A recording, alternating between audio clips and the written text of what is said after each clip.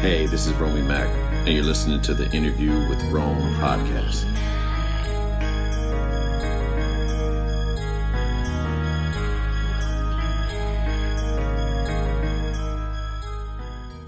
Hey, what's going on, everybody? This is Romey-Mak. Welcome to another edition of Interview with Rome. And today's special guest, I have author Alex Berstein for the novel The Platform.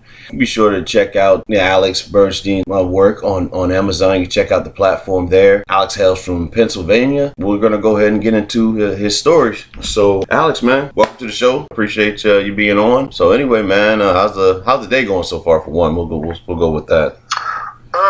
It's fine. It's still kind of early.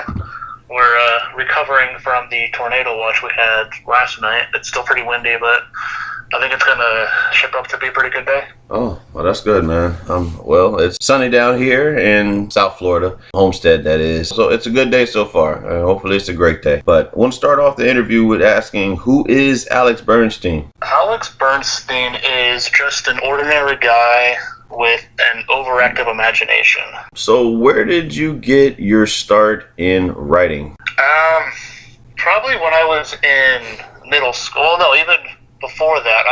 There was some English class. It was probably like 3rd or 4th grade, and we had to write we had to do like 6 poems or something and like a short story.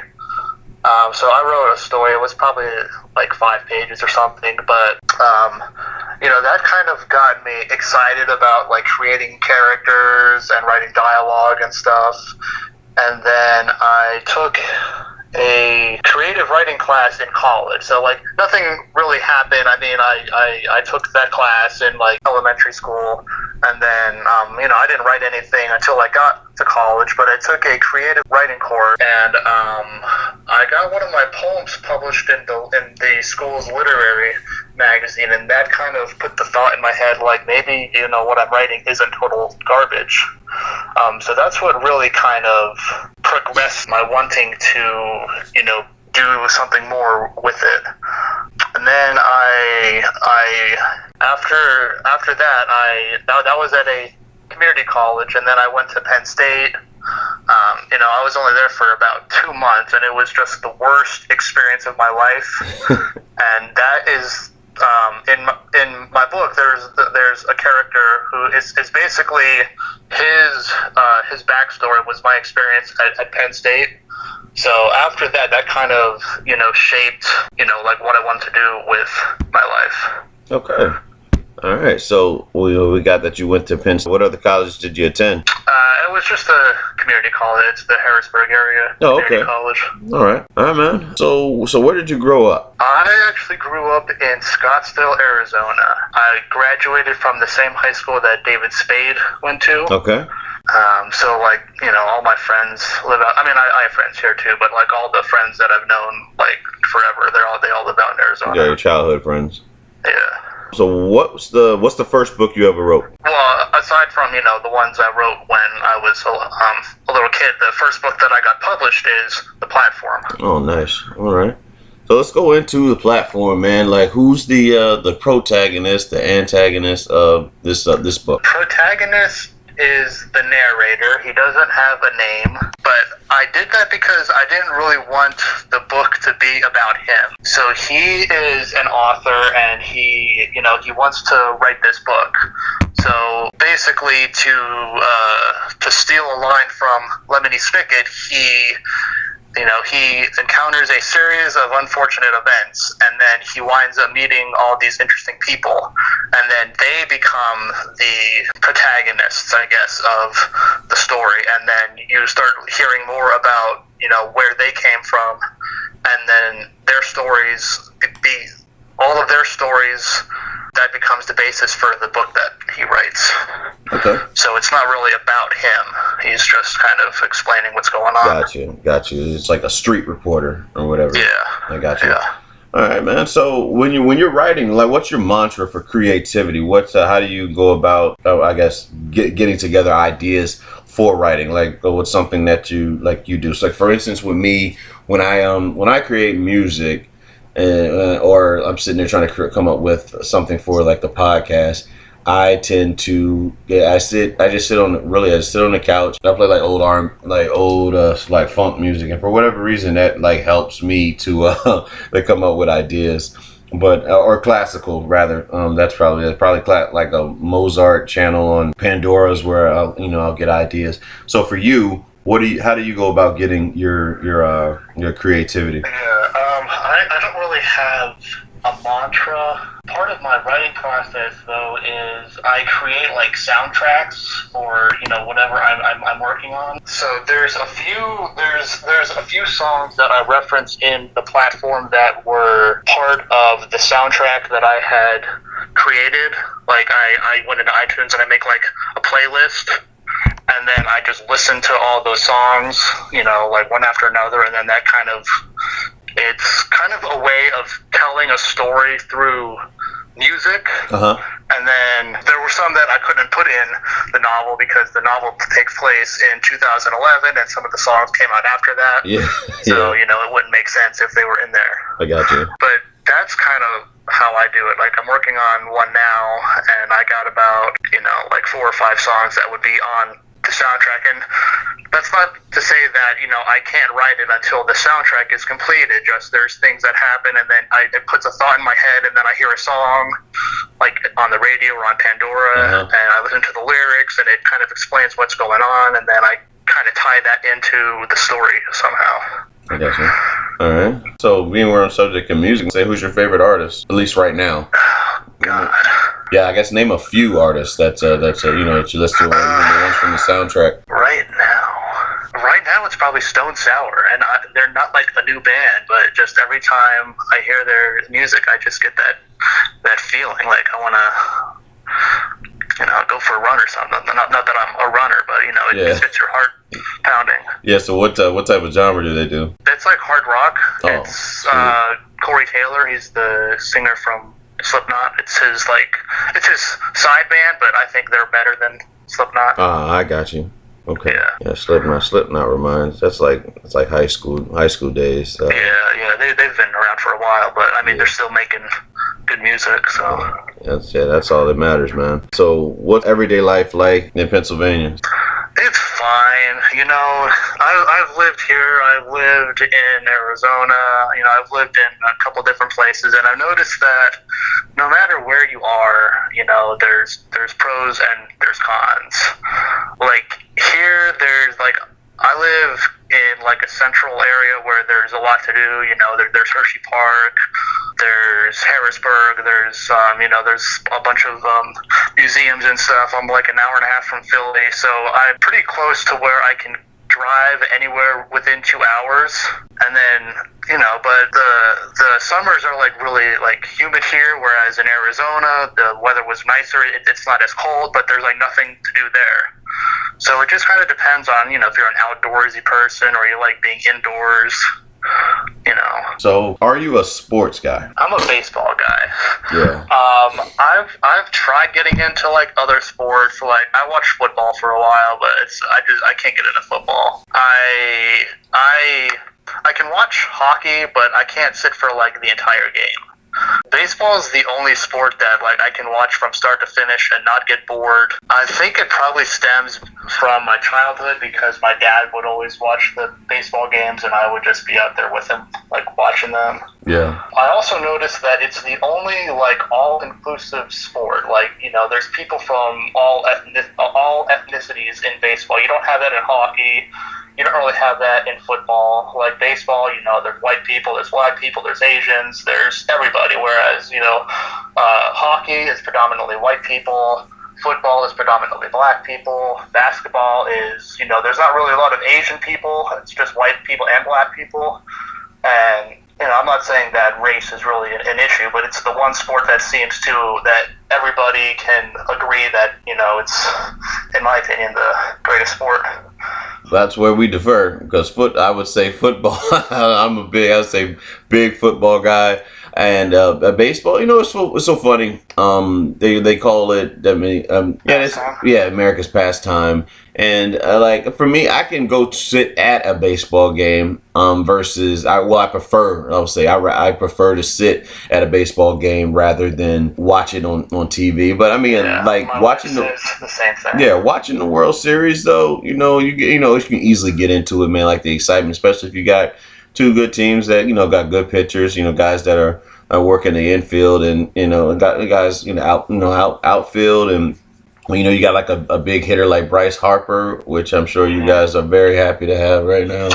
You know what, man? I think he's overrated. I mean, I'm glad that we have another like good player, but I don't think he's worth the $330 million or whatever. I think he'll show you. I think he'll prove you wrong in a little while. That guy's amazing. Like he came down here to. I think we played. Yeah, we played the Nationals. My cousins were down. I'm literally sitting there with my cousins. They don't really watch baseball. Well, they're not really big baseball fans. They watch baseball, but they're not really big baseball fans. I would say I'm more of a baseball fan than they are. And here, Bryce runs. He bats. I think he was batting third or fourth. And I was like, this guy comes up to the plate, man. He's charting it out, and he did not let me down, man. Like he's just that good. Very, very, very cocky guy. But backs it up with his game plan, man. And but yeah, I can totally get where you're coming from with baseball as far as being so inclusive as far as race goes. Wasn't always like that, that's for sure. But it definitely that is the one where that game is played around the world. It's so funny. Like I talk about this at work sometimes. Like the World Series, it makes more sense. It's not really the World Series. It's the North American Series. That's what I'm saying. And then but all the sports do that shit though. Like NBA, NFL. I mean, Americans play, at least for right now, that Americans play the best basketball. So I can see why you would say world champion, but like you said, that's North American, like that's American champions. And then football, we're the only one that plays this form of football. So how are they the world champions of like football? It's only played in America like that. But I mean, because we as Americans like to think that we are the best in the world. So everything we do is, the world's greatest. But the foreign players are going to be the ones that's going to take over the league. I believe that in baseball for sure, especially like Caribbean. They're very, very highly skilled individuals, and even Asian players. At least from my perspective, outside looking in. I'm not like I said, I don't know the ins and outs of baseball. I played little league and coach pitch when I was a kid, but that's where my baseball dream stopped right there. Everything else was basketball. Mom wouldn't let me play football. Didn't want me getting hurt. And I roughly thank her for that, looking at some of the injuries mentally that they endure. But yeah, man, I'm definitely, as you can tell, I'm definitely a sports fan, and being I'm a Bulls fan, 49er fan, I guess Marlins and Florida Panthers fan. Is probably like to cover all the sports. My teams are all over the place because I followed my older cousin. And when at a younger age, I was 4. I think he's about 9. He was into the Bulls because of Jordan. He was into the Niners because of Jerry Rice and Joe Montana. So I kind of held on to those teams throughout the year. But yeah, football is certainly my that's my choice of sport because of what the game teaches. Even more so than the field, it teaches character, and you just like it takes.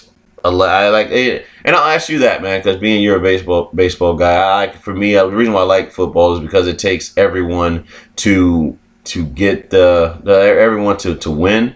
But I don't feel that same way. I guess as how you look at it with baseball. Do you think it takes like an entire team to win? Would you say baseball is a team sport, or if it's because I guess my logic is I think it mainly comes down to pitching.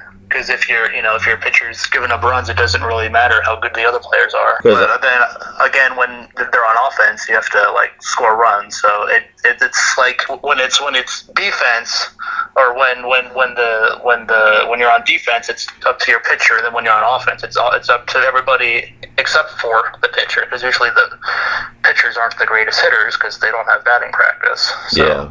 unless you're in the American League, then the pitchers don't even get a chance to hit. It's the designated hitter. Exactly. So I mean, for me, I just don't see, like, because it can be 0-0, bottom of the ninth. That one guy comes up, charts it out. That's the game, Yeah. So I guess that's my logic with why I don't really see baseball as being like a team sport. But I get it, and I understand why people say it's boring, because it's the one sport that doesn't have like a time clock, and there's not a lot of movement. It's a lot of people just standing around doing nothing for 3 hours. But I don't live a very exciting life, so to me that's fine that they're just standing there for 3 hours. It gives me a chance to relax. You know what's funny, man? Like playing, I've played, playing the game. It's been a long time, but I did get like fulfillment of actually playing. You're up the bat, you got a guy on second, and he's trying to steal or get to third, and those things. Like like for me, playing it is fun. Playing it is fun. Watching, maybe not always. Now there are a couple games where it's like, okay, can we get this over with? Yeah, that's kind of how I feel about football and basketball. Yeah, like, I and there's enjoy, that too. Same going with to that. the basketball court, shooting hoops, and tossing a football back and forth. Where I don't really like playing baseball because it's kind of boring. You just like stand there, but I like to watch it. I don't know. There's and there are times in the NFL like you have a boring, I would say boring games. Like for instance, if like the Jaguars were playing the Browns, like there's a couple Monday Night Football games where they're doing their best to commentate and make this thing sound exciting, but it's just like, or rather the Thursday Night Football games, and they've had people complain about that as far as like how boring the game is on the choice of the teams that were made for Thursday. Like there's no they're not playing for it. You feel like they're not really playing for anything. But I would say for me, the game the two sports that are almost always have excitement because of how hard it is to score, and that is hockey and soccer. At least from me, I mean, I'm not. I play hockey games, like video games, and same for soccer. But I don't. I never played. Being in Virginia, we didn't have a hockey team, and I at the time I just wasn't into hockey or even soccer at that point. Yeah, and it surprises me that hockey players don't get paid more than football players. Exactly. Because they play, almost every night, and they're on ice skates, and they're getting slammed into the walls constantly. And, football players play once a week, and they don't move around that much, No, it's like 15 minutes. Like if everything moved constantly, it's 15 minutes. But I guess hockey isn't as popular as football, so there's not enough money in the league to pay the players. And that's why it's not popular here. I don't know how as far as like it is around the world or even in Canada for that matter. But yeah, they definitely, I believe they should, because they're basically playing football on ice. Yeah. They should get, definitely should get paid. We can agree on that. I believe they should get paid a hell of a lot more than what they do, man. So moving to the obviously next part of the interview, like how did you and your wife meet, bro? We met in a speech class at that community college that I attended. Yeah. She sat in the very front row, and I sat in the very back row. And she says that this never happened, but she would always like turn around and like stare at me, and then she would act like she wasn't. And I kept like catching her, and she kept like denying it. Yeah. And then I saw that happening, but I never like approached her just because I've been kind of screwed over by lots of girls, so I wasn't ready to start anything up. So I was like, oh well, this girl likes me, but whatever. But apparently she told somebody else in the class, and then that girl came over and gave me her phone number, and then I called her as soon as I got home.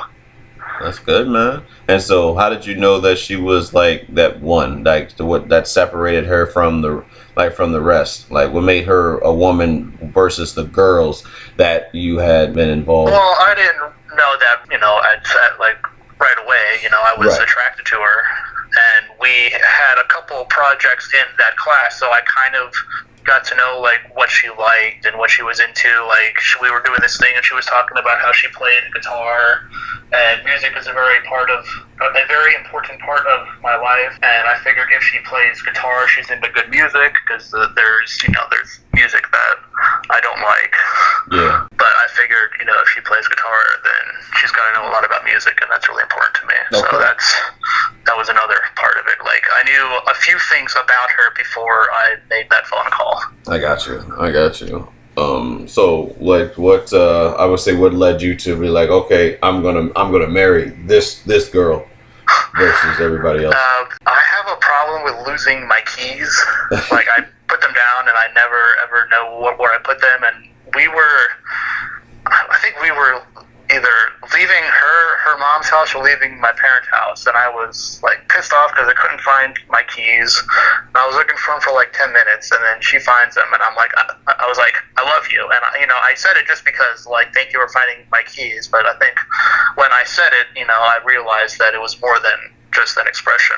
Yeah. So that was when I realized it. Oh, okay, cool, man. Good. Well, definitely, I'm happy for you guys, man. So, I think we kind of somewhat answered this with the mantra thing, but I'd say, like, where do you find your inspiration? That's a tough question. I don't know. I read a lot. I listen to a lot of NPR, and I pick up on stories. When we go out in public, I like observe other people. So I do a lot of like people watching. And then I kind of,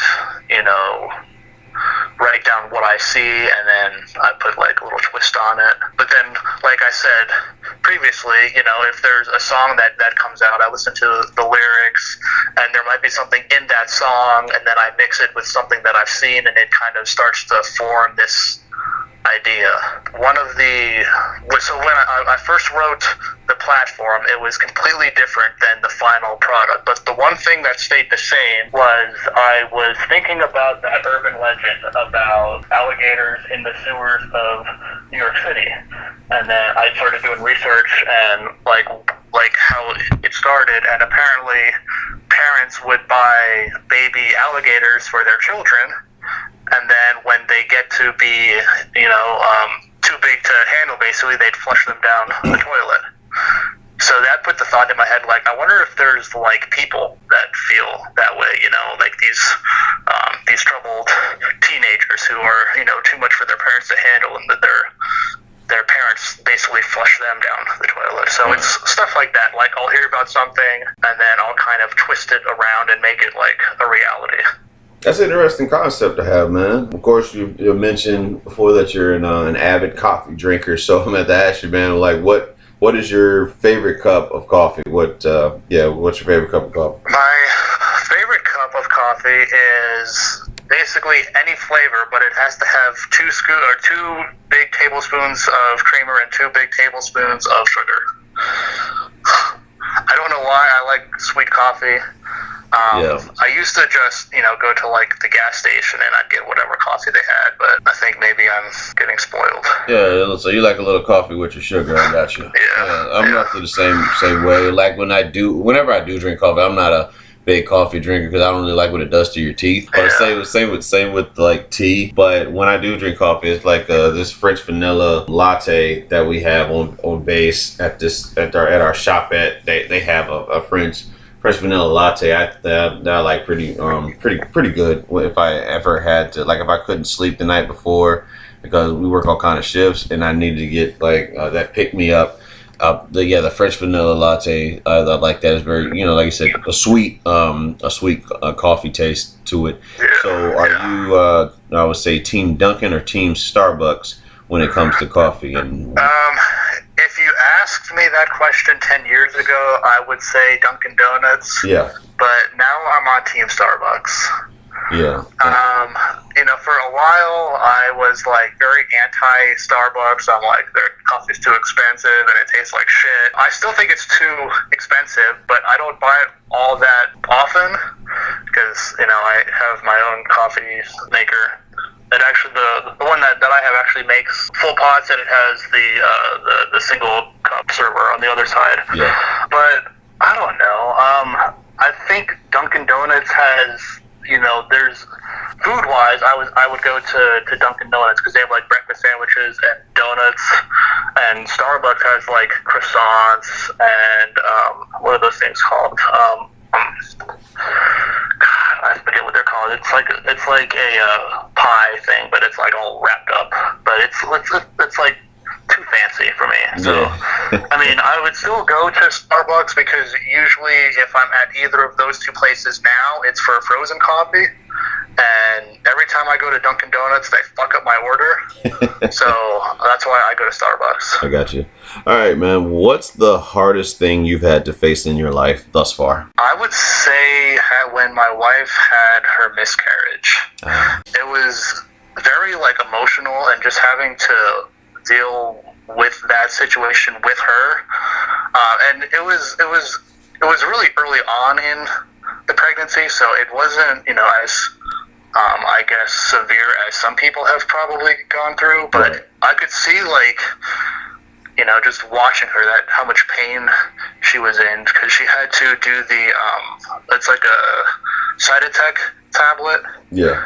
and they insert it vaginally, and it basically just makes the baby come out, or the fetus, and it was so small that they didn't have to operate or anything, but when it came out, there were it was like mucus kind of, and it just watching that and then flushing the toilet, it's just like an emotional this could have been an actual life, but the doctor was like, it's not going to be a good pregnancy. It takes a toll on you emotionally, mentally, physically for the woman, and Yeah. And, I think maybe if people talked about it more, it wouldn't be such a big deal. I think people are ashamed to talk about it because then it's like they're condoning abortion. Yeah. And that's such a sensitive topic that people never.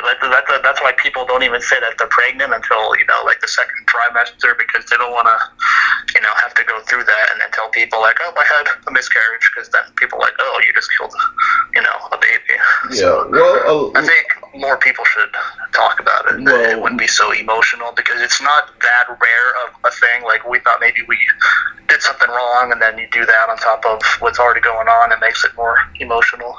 Yeah, well, in most topics that would create the most conversation are usually hard to hard to discuss, such as race and politics. You know what I'm saying? A lot of people tend to avoid that. My public speaking professor in college at Campbell University in North Carolina, he had said to us people the only things that's really worth having conversations for is race, politics, and I think religion, and everything else is bullshit. And it makes we wouldn't things would things would move a lot further if we were open to have these conversations, but no one wants to have that conversation. We'd rather discuss we'd rather talk about sports, which ultimately means it's just bragging rights.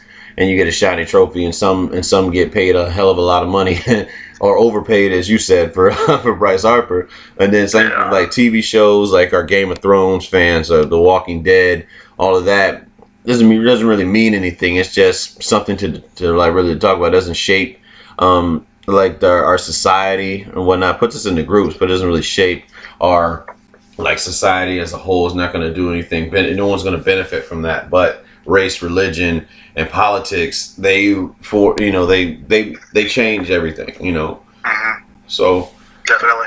yeah, I just find that very, very funny, or I would say ironic rather. Which comes easier for you, bro? Writing poems or novels? I would say writing poems is easier, just because they don't take as long. But when it comes to publishing, it's easier to, in my opinion, it's easier to get a novel published because the criteria isn't as strict.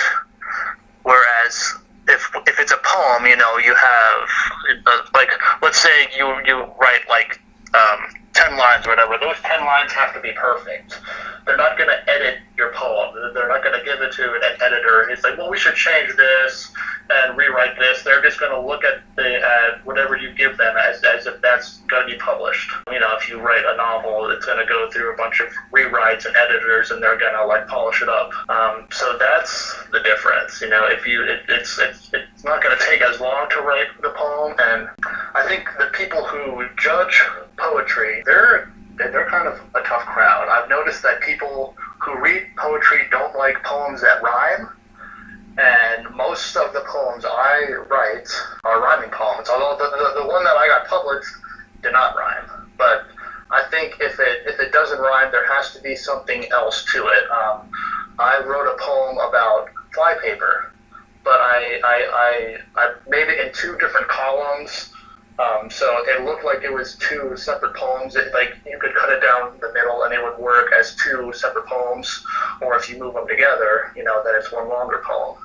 So I think if you write a poem that doesn't rhyme, that's not really fun to read, there should be something like fun about it, either the way it looks or some type of like the design of it, or you know, something like that to give it a little bit extra.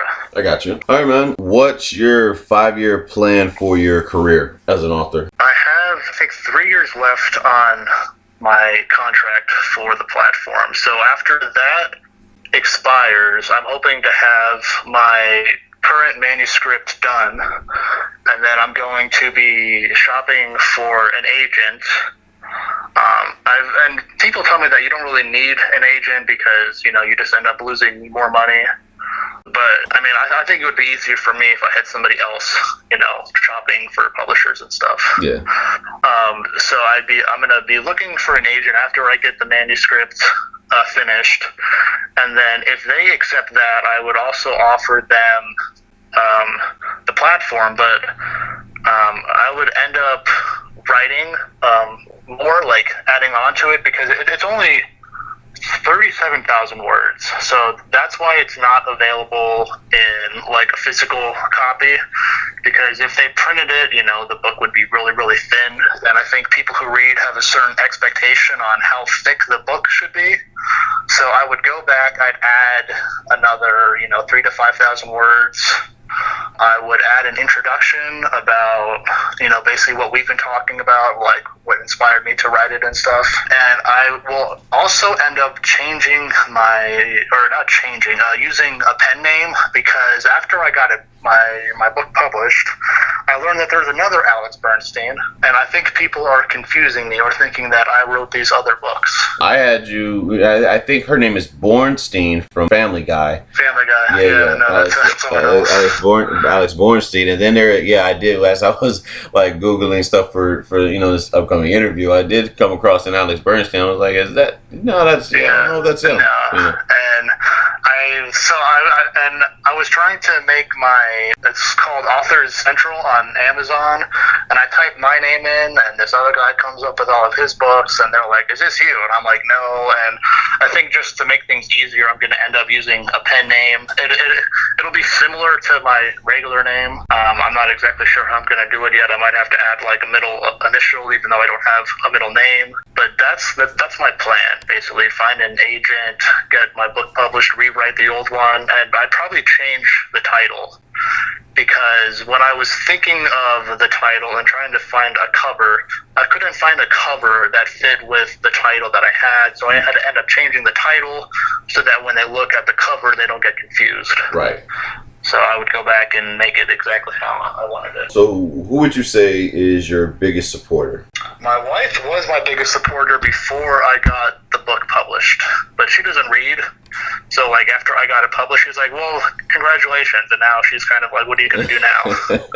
But there's one of my friends out in Arizona. She's watched all these interviews, and she said she's read the book. I don't know if she has, or she started. I'm not sure if she's finished it, but probably her. So, and I have other friends they've read it, they've given me feedback.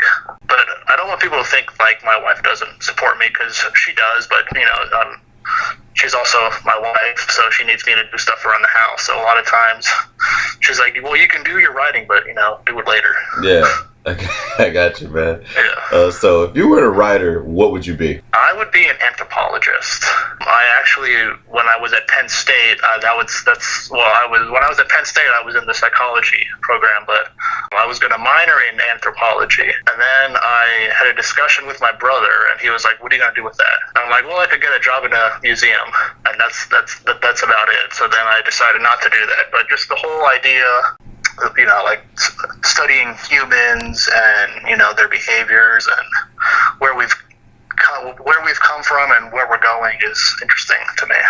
So what's the best part about fatherhood for you? I think when I come home from work and my daughter's there and she just runs up to me and gives me a hug and she says, "Daddy!" Yeah, that's I'd say probably 10 years from now, that's going to change. Yeah. We'll see.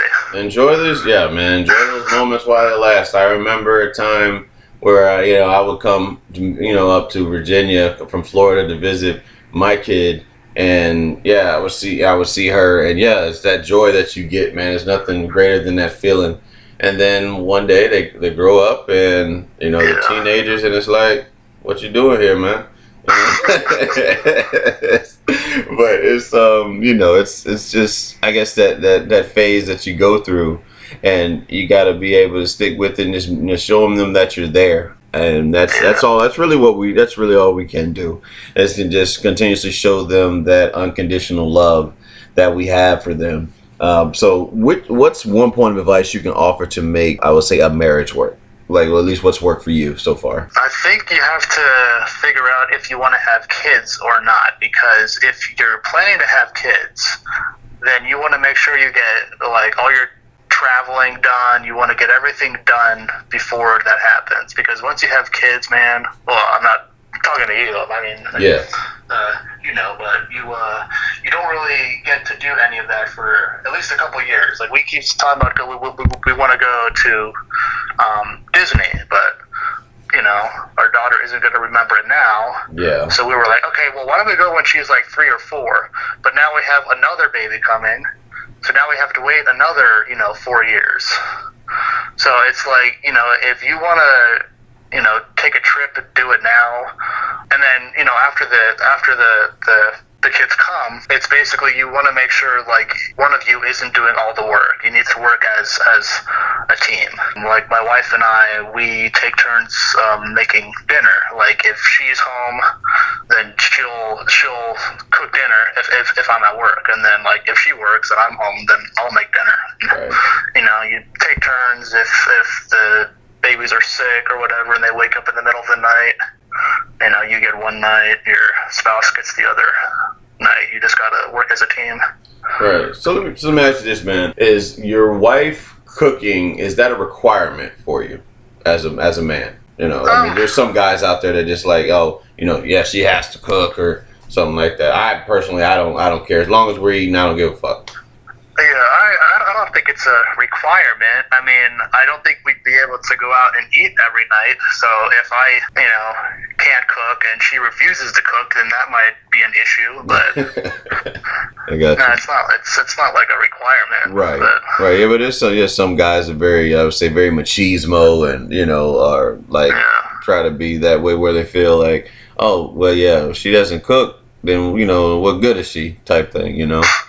I look at that because I grew up in a house where my dad did most of the cooking, so my view on that is like totally different than this particular point perspective. So it's just interesting what you thought about that. What's your guilty pleasure? My guilty pleasure, this is the one question that I was having problems with. I'm gonna say that I listen to ICP, and I don't like to admit it because I used to like have the T-shirt with like the Hatchet Man on it, and then I would get approached by like hardcore ICP fans, and I don't know if you've ever met one of them, but they're kind of strange.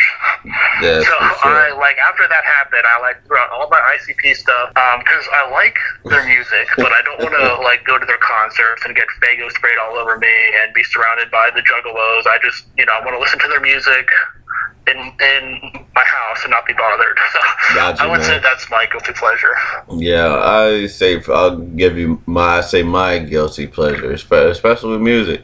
I would say probably like the likes of like, well, especially in middle school because it was very big back then. But like pop music, boy bands, and like the Spears, the Aguileras, the Spice Girls, and all that shit. That was like like middle school time frame for me, and it's like really big on that, especially in the the choreography and all that, like, and noticing like similar moves they would have. So that would be like my thing. And coming from Virginia, and I would say, and being black, like in our school, like if you listen to like it was it was almost like because you're black you had to listen to R&B and rap. You know what I'm saying? But me, I was open to again like rock, like this sound.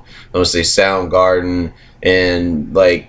Yeah, it's all around music. I mean, I listen to whatever the fuck I want to listen to these days, but like back then, it was like if you I listen to everything except for like country, just because I don't care for most of the things that they sing about, and their voices are annoying. Man, I will give the same suggestion I gave to Dawn when I interviewed her. Shout out to Dawn Hosmer for allowing me to interview her. But I listen to slow country that would like love like really about like stories of like love and heartbreak and shit. So I would suggest for you check it out on your own time, man. But Better Man by Little Big Town is probably my favorite country record right now, and Carrie Underwood or Randy Travis's "I Told You So." They have a version with both of them together, but both of them separately did "I Told You So." But that shit right there, like you feel that shit.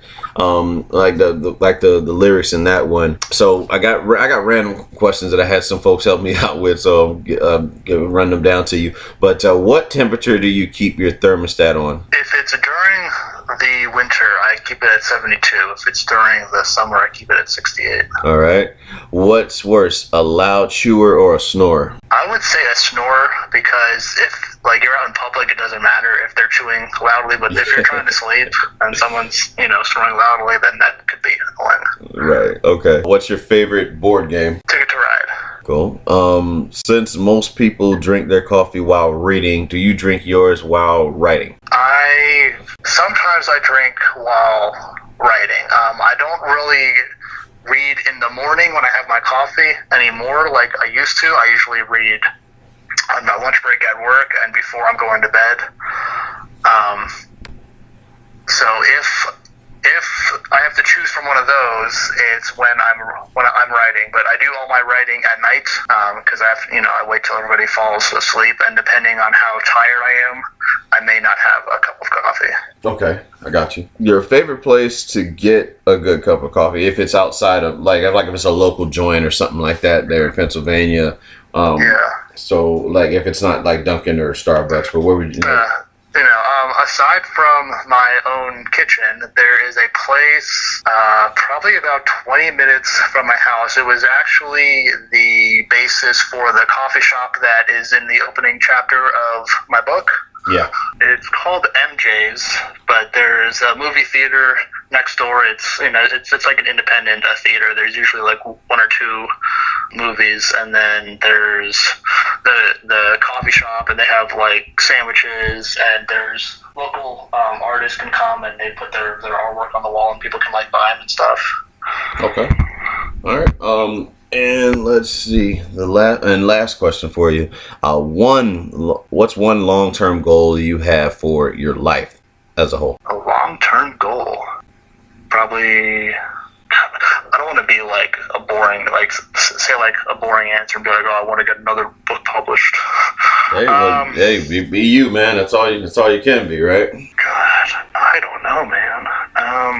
I would like to get to the point where I don't have to have like a regular job. Like if I could just stay home and like do my writing and then also like take care of the kids or whatever. Yeah. Like, if I could make not saying like I just want money, but if I could be, to the point where I don't have to go to work and I can just stay home and focus on, my family, that would be the one thing that I'd want. Yeah, do what you love for a living, and you'll never work a day in your life again. Mm-hmm. That's roughly how that goes. All right, man. So that's roughly all I got for you. You have, I would say for you, you got, maybe I'll give you 3 questions that you might be able to have for me that in about anything, and I'll run it down to you the best as possible, and then we'll close out. Wait, so you want me to ask you three questions? Yeah, whatever you want, man. It doesn't matter what it is, dude. Okay. Where were you born?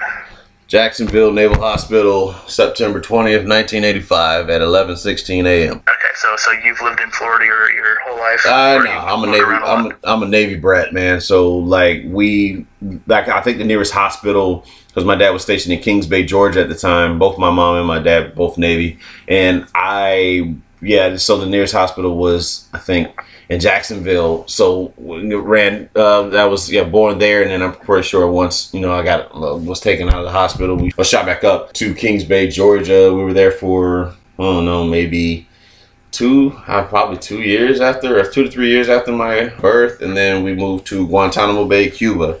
And we were there from 89 till about January of 92. Yeah, January of 92.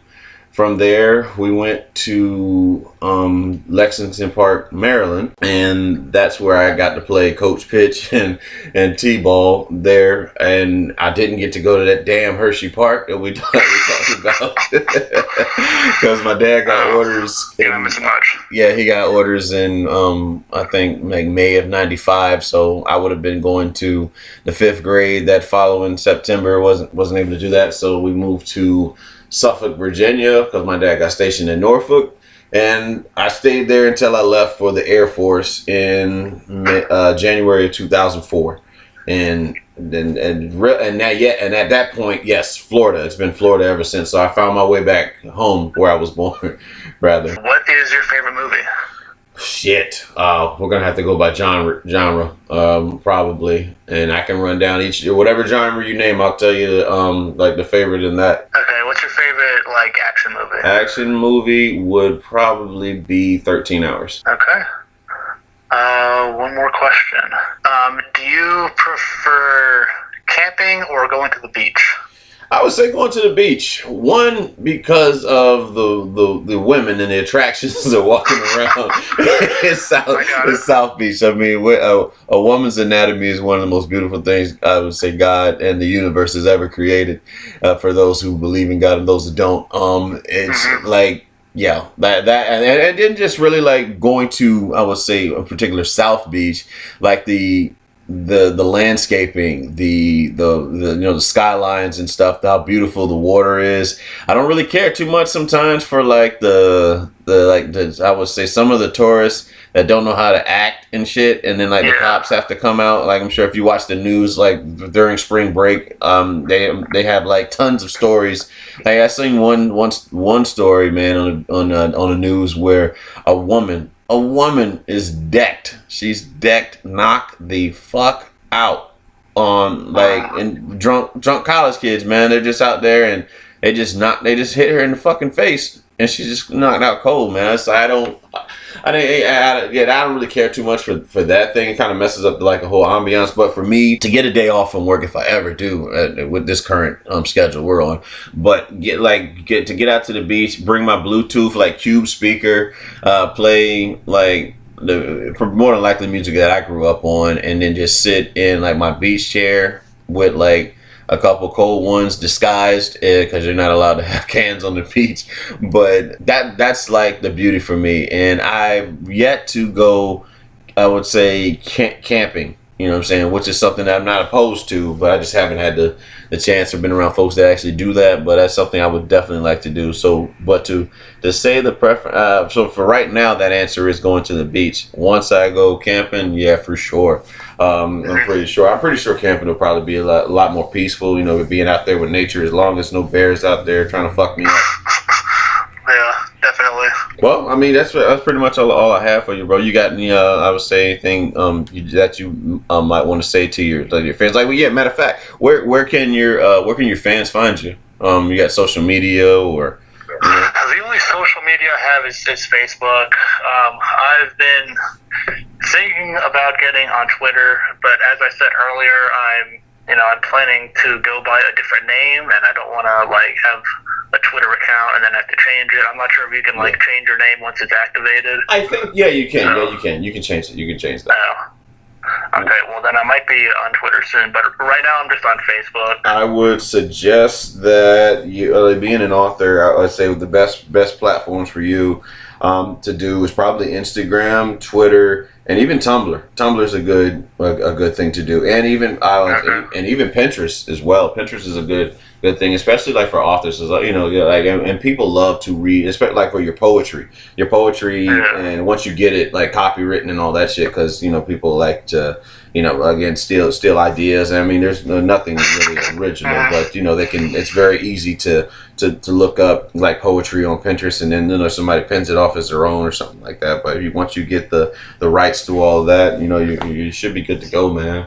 And yeah, I think that's roughly all I got for you, man. I really do appreciate you, giving me the opportunity to interview you, getting to tap inside your mind, and learning about you growing up in Scottsdale, Arizona, same high school as David Spade, who I don't find to be funny. I really don't find David Spade. Yeah, I'm not a fan of him. Yeah, I'm not a fan of I went to school with a celebrity.